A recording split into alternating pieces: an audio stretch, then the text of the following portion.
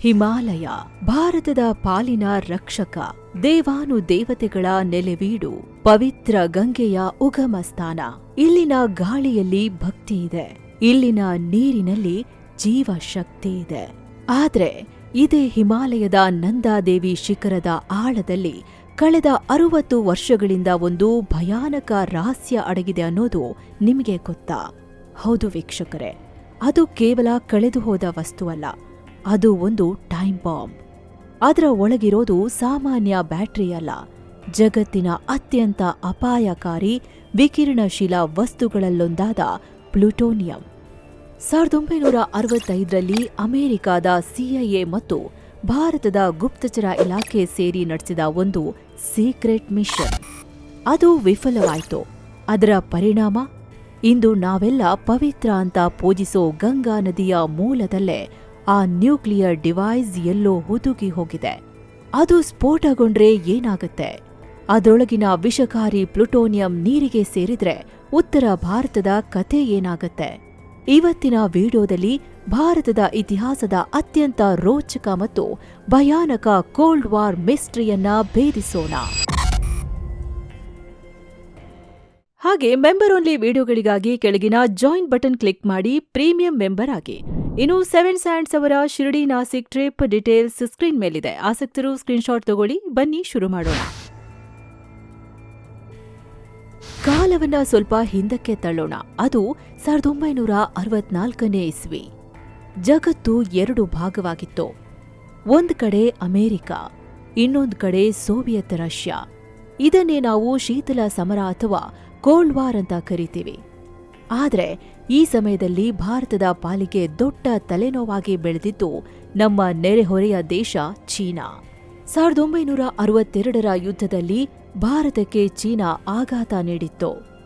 ಆದರೆ 1964ರ ಅಕ್ಟೋಬರ್ನಲ್ಲಿ ಚೀನಾ ಮಾಡಿದ ಕೆಲಸ ಇಡೀ ಪ್ರಪಂಚವನ್ನೇ ಬೆಚ್ಚಿ ಬೀಳಿಸಿತ್ತು. ಚೀನಾ ತನ್ನ ಮೊದಲ ಪರಮಾಣು ಪರೀಕ್ಷೆನ ಯಶಸ್ವಿಯಾಗಿ ನಡೆಸಿತ್ತು. ಇದನ್ನ ನೋಡಿದ ಅಮೆರಿಕಕ್ಕೆ ನಡುಕ ಶುರುವಾಯಿತು. ಯಾಕಂದ್ರೆ ಚೀನಾ ಕಮ್ಯುನಿಸ್ಟ್ ರಾಷ್ಟ್ರ, ರಷ್ಯಾದ ಮಿತ್ರ. ಚೀನಾ ಬಳಿ ಅಣುಬಾಂಬ್ ಇದೆ ಅಂದ್ರೆ ಏಷ್ಯಾದಲ್ಲಿ ಅಮೆರಿಕದ ಹಿಡಿತ ತಪ್ಪುತ್ತೆ ಅನ್ನೋ ಭಯ ಅವರಿಗಿತ್ತು. ಇತ್ತ ನವದೆಹಲಿಯಲ್ಲಿ ಕೂಡ ಆತಂಕ ಮನೆ ಮಾಡಿತ್ತು. ಶತ್ರು ದೇಶದ ಕೈಯಲ್ಲಿ ನ್ಯೂಕ್ಲಿಯರ್ ಬಾಂಬ್ ಇದೆ ಅಂದ್ರೆ ನಮಗೆ ಯಾವತ್ತಿದ್ರೂ ಅಪಾಯ ಕಟ್ಟಿಟ್ಟ ಬುತ್ತಿ.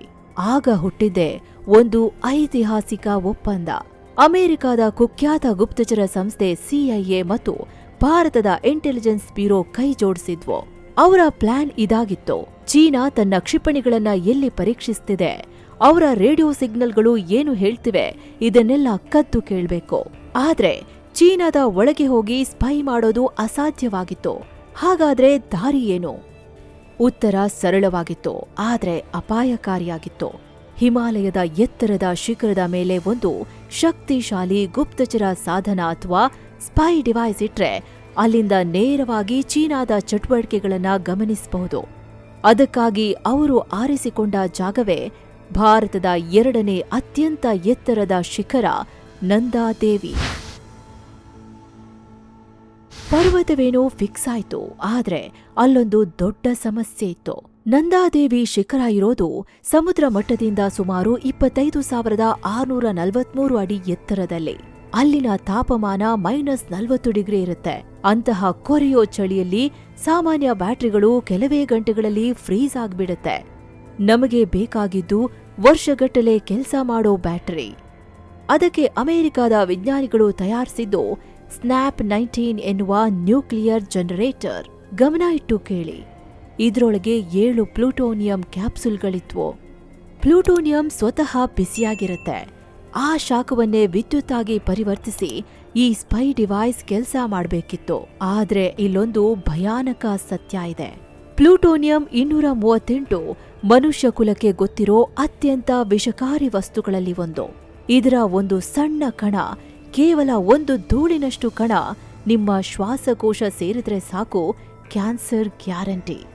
ಅಂಥದ್ರಲ್ಲಿ ಸುಮಾರು 5 ಕೆಜಿಯಷ್ಟು ನ್ಯೂಕ್ಲಿಯರ್ ಇಂಧನವನ್ನ ಅವರು ಬೆನ್ನ ಮೇಲೆ ಹೊತ್ಕೊಂಡು ಹೊರಟಿದ್ರು.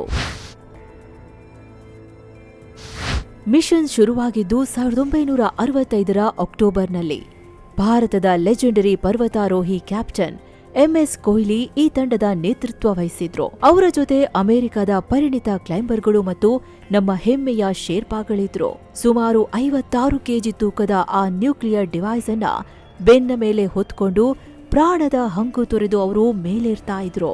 ಕ್ಯಾಂಪ್ 4 ತಲುಪಿದಾಗ ಅವರು ಶಿಖರದಿಂದ ಕೇವಲ 2000 ಅಡಿ ದೂರದಲ್ಲಿದ್ರು. ಇನ್ನೇನು ಕೆಲವೇ ಗಂಟೆಗಳಲ್ಲಿ ಮಿಷನ್ ಮುಗಿತಾ ಇತ್ತು. ಆದ್ರೆ ಹಿಮಾಲಯಕ್ಕೆ ತನ್ನದೇ ಆದ ಪ್ಲಾನ್ ಇತ್ತು. ಅಕ್ಟೋಬರ್ 16ರಂದು ಭೀಕರ ಹಿಮಪಾತ ಅಥವಾ ಬ್ಲಿಝರ್ಡ್ ಶುರುವಾಯಿತು. ಕಣ್ಣ ಮುಂದೆ ಇರುವ ವ್ಯಕ್ತಿ ಕಾಣಿಸದಷ್ಟು ದಟ್ಟವಾದ ಮಂಜು. ಗಾಳಿಯ ವೇಗ ಎಷ್ಟಿತ್ತಂದ್ರೆ ಮನುಷ್ಯನನ್ನೇ ಹಾರಿಸಿಕೊಂಡು ಹೋಗುವಂತಿತ್ತು. ಕ್ಯಾಪ್ಟನ್ ಕೊಹ್ಲಿ ಅವರ ಮುಂದೆ 2 ಆಯ್ಕೆ ಇತ್ತು. ಒಂದು, ಡಿವೈಸ್ ಜೊತೆ ಅಲ್ಲೇ ಇದ್ದು ಎಲ್ರೂ ಸಾಯೋದು. 2ನೇದು, ಜೀವ ಉಳಿಸಿಕೊಳ್ಳೋದಕ್ಕೆ ಕೆಳಗೆ ಇಳಿಯೋದು. ಬುದ್ಧಿವಂತ ನಾಯಕನಂತೆ ಅವರು 2ನೇ ಆಯ್ಕೆ ಮಾಡ್ಕೊಂಡ್ರು. ಆ ಭಾರವಾದ ನ್ಯೂಕ್ಲಿಯರ್ ಜನರೇಟರ್ ಅನ್ನ ಅಲ್ಲೇ ಇದ್ದ ಒಂದು ಬಂಡೆಯ ಪೊಟರೆಯಲ್ಲಿ ಸುರಕ್ಷಿತವಾಗಿ ಇಟ್ಟು ಅದನ್ನ ಹಗ್ಗಗಳಿಂದ ಬಿಗಿದು ಮುಂದಿನ ವರ್ಷ ಬಂದು ಇದನ್ನ ಶಿಖರದ ಮೇಲೆ ಇಡೋಣ ಅಂತ ನಿರ್ಧರಿಸಿ ಎಲ್ರೂ ಕೆಳಗೆ ಓಡಿ ಬಂದ್ರು. ಆದ್ರೆ ಅವರಿಗೆ ಗೊತ್ತಿರ್ಲಿಲ್ಲ, ಅವರು ಆ ಡಿವೈಸ್ ಅನ್ನ ನೋಡ್ತಿರೋದು ಅದೇ ಕೊನೆಯ ಬಾರಿ ಅಂತ.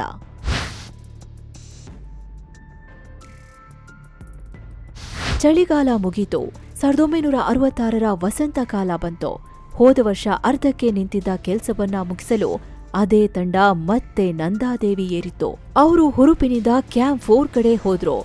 ಆದ್ರೆ ಅಲ್ಲಿ ಅವರು ನೋಡಿದ ದೃಶ್ಯ ಅವರ ಎದೆ ಬಡಿತವನ್ನೇ ನಿಲ್ಲಿಸುವಂತಿತ್ತು. ಡಿವೈಸ್ ಇಟ್ಟಿದ್ದ ಜಾಗ ಖಾಲಿಯಾಗಿತ್ತು. ಆ ಬೃಹದಾಕಾರದ ಬಂಡೆ, ಅದರ ಮೇಲಿದ್ದ 56 ಕೆಜಿಯ ನ್ಯೂಕ್ಲಿಯರ್ ಜನರೇಟರ್, ಪ್ಲೂಟೋನಿಯಂ ರಾಡ್ಗಳು ಎಲ್ಲವೂ ಮಾಯ.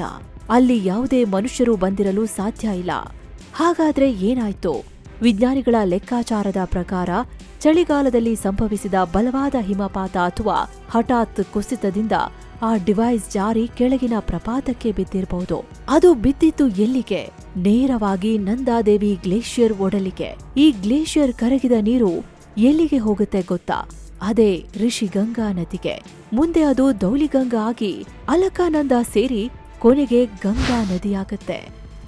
ಇಲ್ಲಿ ನಿಜವಾದ ಆತಂಕ ಶುರುವಾಗೋದು ಆ ಡಿವೈಸ್ ಕಳೆದು ಹೋಗಿ ಇಂದಿಗೆ 60 ವರ್ಷ ಆಯ್ತು. ಆದ್ರೆ ಪ್ಲೂಟೋನಿಯಂ 238ರ ಆಯಸ್ಸು ಎಷ್ಟು ಗೊತ್ತಾ? ಬರೋಬ್ಬರಿ 87 ವರ್ಷಗಳು. ಅಂದ್ರೆ ಇಂದಿಗೂ ಆ ಜನರೇಟರ್ ಬಿಸಿಯಾಗಿರ್ಬೋದು. ಅದರೊಳಗಿನ ವಿಕಿರಣ ಅಥವಾ ರೇಡಿಯೇಷನ್ ಜೀವಂತವಾಗಿರ್ಬೋದು. ವರ್ಷಗಳು ಕಳೆದಂತೆ ಹಿಮಾಲಯದ ಹಿಮ ಮತ್ತು ಬಂಡೆಗಳ ಒತ್ತಡಕ್ಕೆ ಆ ಜನರೇಟರ್ನ ಹೊರಕವಚ ಒಡೆದು ಹೋಗಿದ್ರೆ ಅಥವಾ ತುಕ್ಕು ಹಿಡಿದು ತೂತು ಬಿದ್ದಿದ್ರೆ ಅದರೊಳಗಿನ ವಿಕಿರಣಶೀಲ ವಸ್ತು ನಿಧಾನವಾಗಿ ಸೋರಿಕೆಯಾಗಿ ನಂದಾದೇವಿ ಗ್ಲೇಷಿಯರ್ಗೆ ಸೇರ್ತಿರಬಹುದು. ಈ ನೀರನ್ನ ಲಕ್ಷಾಂತರ ಜನ ಕುಡಿತಾರೆ. ಆ ಗ್ಲೇಷಿಯರ್ ಕೆಳಗೆ ಋಷಿಗಂಗಾ ನದಿ ಇದೆ. ವಿಜ್ಞಾನಿಗಳ ಪ್ರಕಾರ ಪ್ಲೂಟೋನಿಯಂ ನೀರಿನಲ್ಲಿ ಕರಗೋದಿಲ್ಲ, ಆದ್ರೆ ಅದು ಮಣ್ಣಿನಲ್ಲಿ ಸೇರಿಕೊಳ್ಳುತ್ತೆ. ಅದು ಆಹಾರ ಸರಪಳಿ ಸೇರಿದ್ರೆ ಅದರ ಪರಿಣಾಮ ಊಹಿಸಲು ಸಾಧ್ಯ ಇಲ್ಲ. 2021ರಲ್ಲಿ ಚಮೋಲಿ ಜಿಲ್ಲೆಯಲ್ಲಿ ಉಂಟಾದ ಹಠಾತ್ ಪ್ರವಾಹ ನಿಮಗೆ ನೆನಪಿರಬಹುದು. ಗ್ಲೇಷಿಯರ್ ಒಡೆದು 100 ಜನ ಸಾವನ್ನಪ್ಪಿದ್ರು. ಆಗ್ಲೂ ಸ್ಥಳೀಯ ಹಳ್ಳಿಗಳಲ್ಲಿ ಒಂದು ಮಾತು ಕೇಳಿಬಂತು, ಆ ಹಳೆಯ ನ್ಯೂಕ್ಲಿಯರ್ ಡಿವೈಸ್ ಬಿಸಿಯಾಗಿ ಗ್ಲೇಷಿಯರ್ ಕರಗಿರಬಹುದಾ ಅಂತ. ಆದ್ರೆ ವಿಜ್ಞಾನಿಗಳು ಇದನ್ನ ನಿರಾಕರಿಸಿದ್ರು.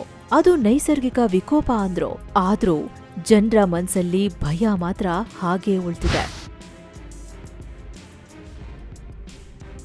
ವಿಪರ್ಯಾಸ ಅಂದ್ರೆ 1965ರಿಂದ 1978ರವರೆಗೂ ಈ ಘಟನೆ ಬಗ್ಗೆ ಯಾರಿಗೂ ಗೊತ್ತೇ ಇರಲಿಲ್ಲ.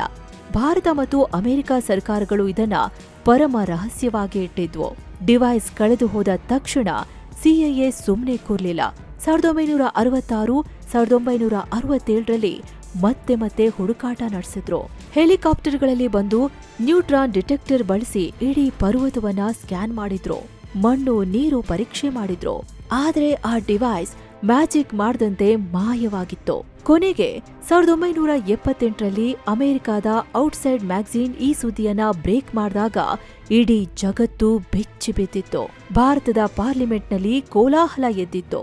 ಅಂದಿನ ಪ್ರಧಾನಿ ಮೊರಾರ್ಜಿ ದೇಸಾಯಿ ಅವರು ಅನಿವಾರ್ಯವಾಗಿ ಸತ್ಯವನ್ನ ಒಪ್ಕೊಳ್ಬೇಕಾಯ್ತು. ಇವತ್ತಿಗೂ ಕೂಡ ನೀವು ನಂದಾದೇವಿ ಕಡೆ ಮುಖ ಮಾಡಿದ್ರೆ ಆ ಪರ್ವತ ಸುಂದರವಾಗಿ ಶಾಂತವಾಗಿ ಕಾಣುತ್ತೆ. ಆದ್ರೆ ಅದರ ಮಂಜಿನ ಪದರಗಳ ಅಡಿಲಿ ಮಾನವನ ದುರಾಸೆ ಮತ್ತು ಭಯದಿಂದ ಹುಟ್ಟಿದ ಒಂದು ಯಂತ್ರ ಇನ್ನೂ ಉಸಿರಾಡ್ತಾ ಇದೆ. ಅಮೆರಿಕ ಮತ್ತು ಭಾರತದ ಆ ಸೀಕ್ರೆಟ್ ಮಿಷನ್ ಉದ್ದೇಶ ಏನೇ ಇದ್ದಿರ್ಬೋದು, ಆದ್ರೆ ಅವರು ನಿಸರ್ಗದ ಜೊತೆ ಆಟ ಆಡಬಾರ್ದಿತ್ತು. ಆ ಪ್ಲೂಟೋನಿಯಂ ಜನರೇಟರ್ ಇವತ್ತು ಎಲ್ಲಿದೆ? ಅದು ಮಣ್ಣಿನ ಅಡಿಯಲ್ಲಿ ಹುದುಗಿ ಹೋಗಿದ್ಯಾ ಅಥವಾ ಕರಗಿ ನೀರಿಗೆ ಸೇರ್ತಿದ್ಯಾ? ಯಾರಿಗೂ ಗೊತ್ತಿಲ್ಲ. ಬಹುಶಃ ಹಿಮಾಲಯ ತನ್ನ ರಹಸ್ಯವನ್ನ ತನ್ನಲ್ಲೇ ಇಟ್ಕೊಂಡಿದೆ. ಆದ್ರೆ ಆ ರಹಸ್ಯ ಮುಂದೊಂದು ದಿನ ಸ್ಫೋಟವಾಗದಿರ್ಲಿ ಅನ್ನೋದೇ ನಮ್ಮೆಲ್ಲರ ಆಶಯ. ನಿಮ್ಗೇನನ್ಸುತ್ತೆ? ಆ ಡಿವೈಸ್ ಬಗ್ಗೆ ಸರ್ಕಾರ ಮತ್ತೆ ಹುಡುಕಾಟ ನಡೆಸಬೇಕಾ? ಕಮೆಂಟ್ ಮಾಡಿ ತಿಳಿಸಿ. ವಿಡಿಯೋ ಇಷ್ಟ ಆಗಿದ್ರೆ ಲೈಕ್ ಮಾಡಿ ಮತ್ತು ಇಂಥವುದೇ ರೋಚಕ ಮಿಸ್ಟ್ರಿಗಳಿಗಾಗಿ ನಮ್ಮ ಚಾನೆಲ್ ಸಬ್ಸ್ಕ್ರೈಬ್ ಮಾಡಿ. ಸಿಗೋಣ ಮುಂದಿನ ವಿಡಿಯೋದಲ್ಲಿ. ಜೈ ಹಿಂದ್.